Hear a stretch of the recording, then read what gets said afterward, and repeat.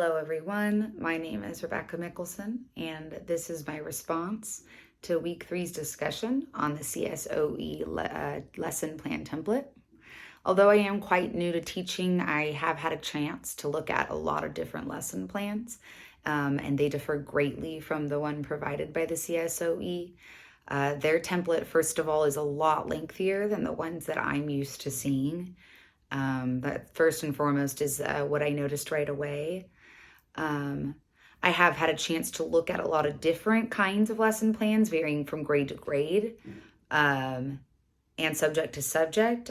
Being a day-to-day sub, and these plans usually did not say the grade on the top. This was usually just verbally communicated when I did get to a school. Subjects were usually provided, just depending on whether or not it was a block schedule with elementary or if I was substituting single subject. But that normally was included. As for the rest, a lot of it was left out. Lesson plan summary and objective are elements I would normally see. Summary having a brief explanation of what's going to happen with that lesson, and then objective being some kind of goal in a couple sentences of what the student should be meeting.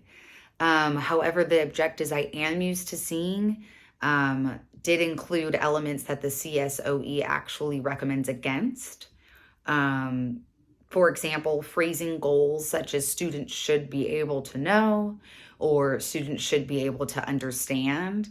The CSOE does suggest being a lot more specific, which makes a lot of sense to me.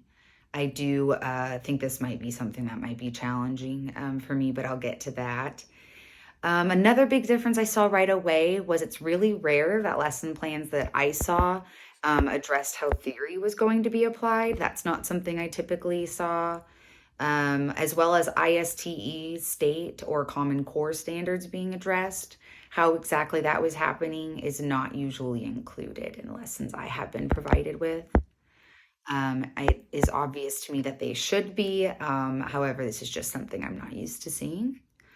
One section I am very fond of myself in the CSOE lesson plan template was the section for diverse learners. I believe this should be included on every lesson plan. Other sections I haven't seen are the new material and social and emotional skills section. So all three of these sections, both the new material, social and emotional skills, and diverse learners section, they're all very new to me. Seeing all of these on paper in a template, though, just seems like no-brainer additions. I definitely don't think that they should be left out. I do see the added time that they take, but they definitely seem like necessary adjustments to any lesson. One element I do think will be challenging for me at first, like I said, will be the objective section. In particular, I have become used to seeing phrases like students will be able to know or understand, and also gotten used to using these myself a little bit, honestly.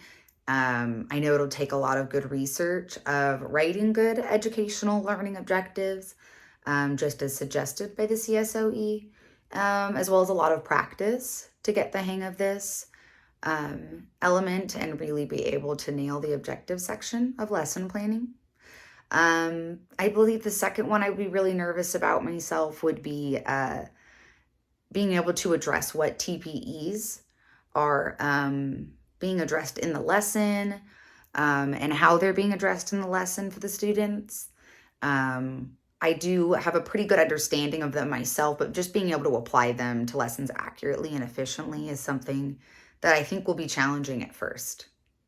The third element I think will be challenging for me mostly will be the openings of lessons, because to me, this is such an essential part, and it really can determine how well a lesson carries over into the classroom. So I guess I'm just especially nervous about that challenge of the opening element. I have definitely noticed already in my teaching experiences that learning from observation of other teachers is best, but especially in regards to openings, it's helped me a lot. Thanks for listening, guys.